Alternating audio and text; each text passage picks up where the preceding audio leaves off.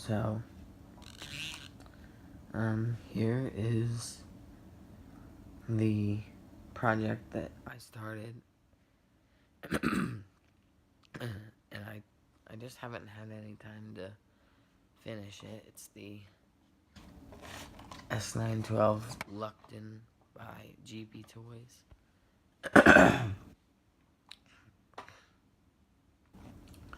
um, Standard body shell.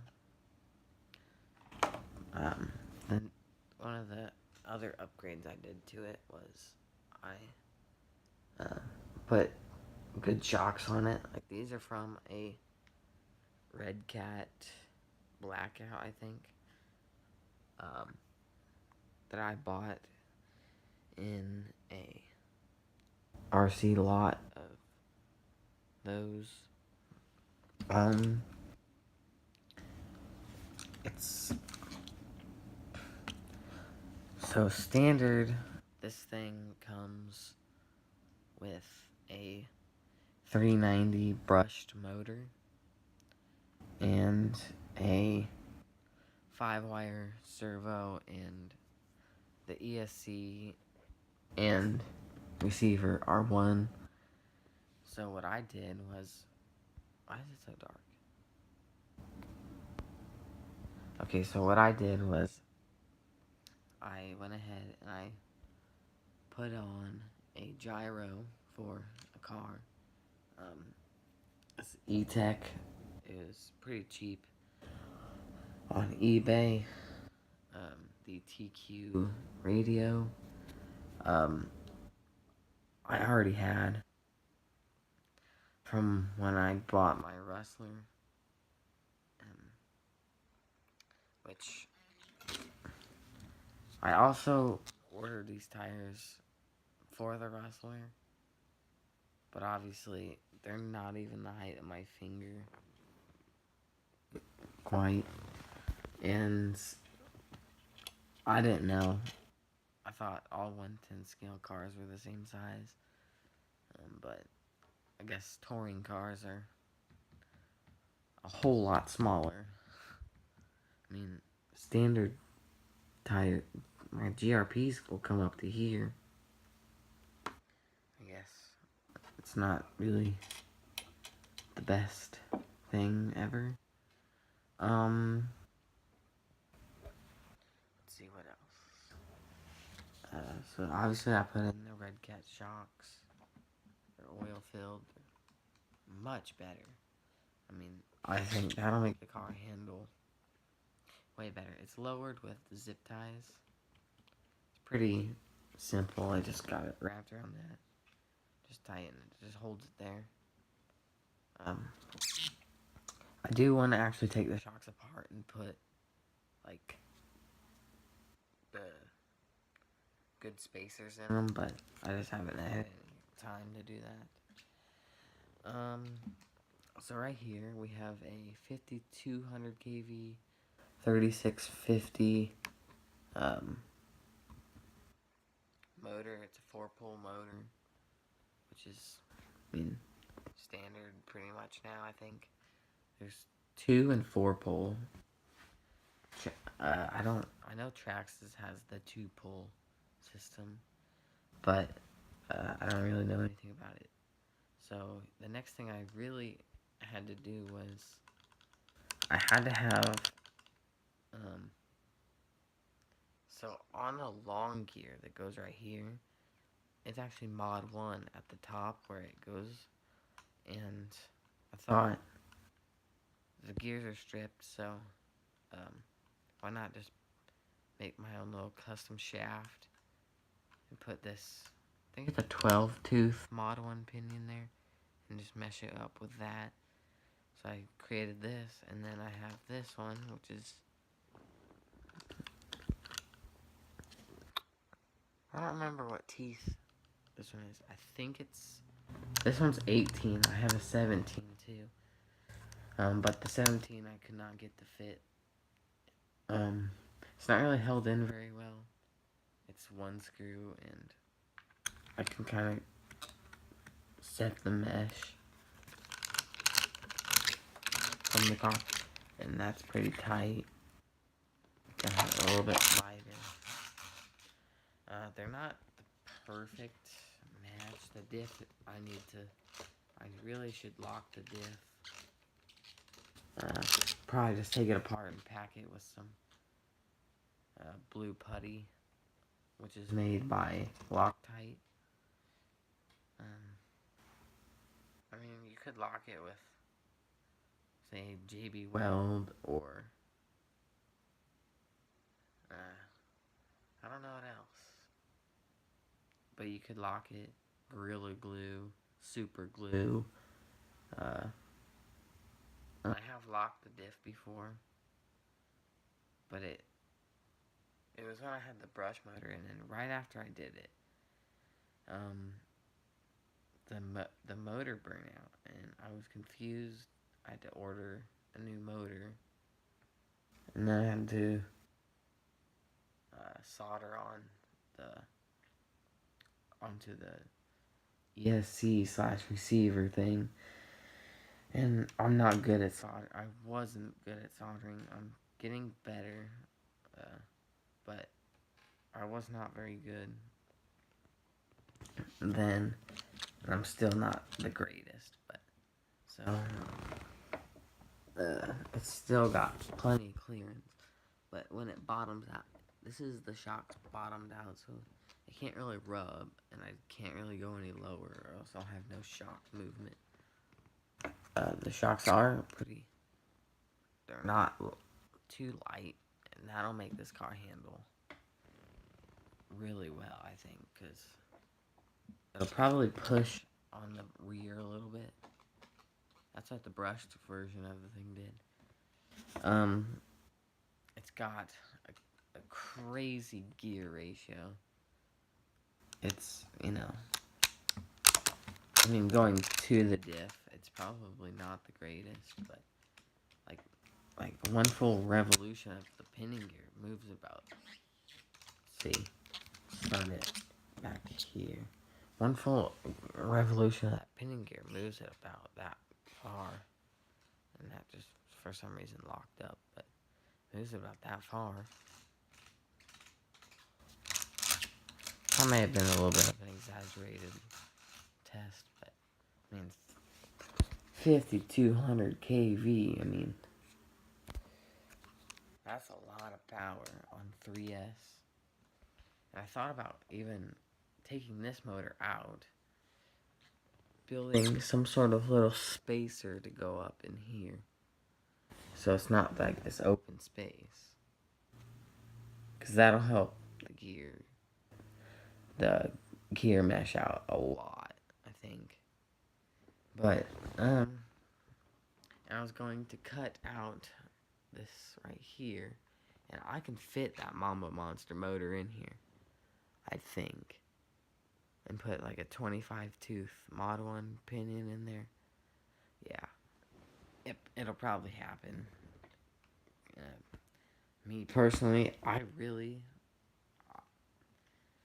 bashing RCs, just, it's not very fun. It used to be really fun to me. Like, that's what I did. And then my friend introduced me to running it RCs on our road, which is a highway, pretty much. It's not too busy, but yeah. He actually brought his Rustler to my house once, which was kind of how I got the idea to get a Rustler. I kind of just loosened up that gear mesh a lot. But he was the one who basically got me to get a Rustler. And at that point, I loved the thing. I bought it brushed, considering that I had the TQ. And I've upgraded to the TQI with the TSM. And so far, that car's been a lot of fun. And the first time that brush motor failed on me, I went to the hobby shop, and I bought brushless because they were all out of Traxxas motors, and it was already slow enough, and I didn't want to go slower with the motors that they had in stock. So I just went brushless. I had 5700 kV, and the thing was, I got it to do, I think I got 60 miles an hour once. I think it was 57, but I think that wasn't on a fully charged up battery. And when I ran it on a fully charged up battery and actually got a longer range and let the thing warm up a little, it probably did 60. So, and on 3S on a super low gearing, that was amazing. I mean, I couldn't believe it.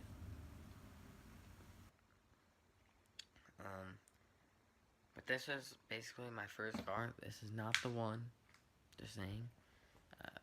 My first one that I had of this is actually in other videos of mine, and I tried to do a brushless upgrade and it failed. The car ended up being completely stripped down, and just I took all the parts off of it, minus the drive shafts, because mine came with plastic shafts, and because it wasn't actually a Lupton, you can tell because this. Mine was actually a 9116 by, I think it's Zinli Hong Toys, but it was the same thing. Same thing with plastic shafts, and pretty much it was the same car, just it had plastic shafts, which I think it was the older version of this car, and they went over and decided that they wanted to go with these shafts. And the car was definitely never meant for brushless, but I put brushless on it. It runs perfectly fine. And these tires right here, these are going to be going onto a WL Toys A959 when I get it, and which is very soon. I think it comes in a couple of days after the weekend, and it's Saturday, and I ordered it today. And it's supposed to come in 5 to 10 days, but I'm pretty sure it'll come in 5, so I'll probably have it either Thursday or Friday, I think. Maybe even Saturday. I'm not quite sure. I hope it's Friday, because I'll have another car, and I'll probably put these foams on it for speed runs, because it's gonna be a speed run car. Considering I have 2 other speedrun cars, and I had one before this, and I don't think I've ever done I think every RC that I've had, I've done a speed run with. Even when I was a little kid, I did speed runs with little tiny RC cars, which is kind of funny, because I was never really into RC back when I was at my old house. It wasn't until, I think, 7th grade that I actually got my Rustler, and I ended up selling my go-kart to get it, which I'm kind of glad I did, and I'm kind of glad I didn't. I mean, I'm kind of mad that I did, but, you know, that's just what I chose to do, and it sparked me into this hobby, and, you know, it's just, the hobby's so much more fun than that go-kart ever was, except I miss having it, because now I have stuff that I could have done for power modifications, could have shaved the head, gave it more compression, you know, I have more money than I did, and could have bought more upgrade parts, and um, I actually want to buy another go-kart soon. I'm kind of thinking I'm gonna try and find one at an um, kind of a farm auction thing that they have near me.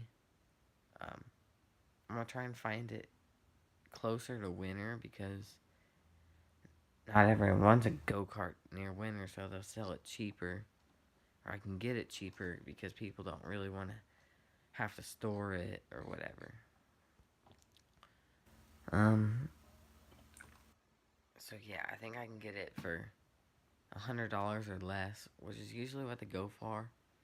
I almost bought one last year until I looked at it closer, and the wheels were not straight. They were like yeah, they were like this, and I was so confused on to why as it was. I looked down at the axle, and it's in two pieces. And I knew it still sold for $100.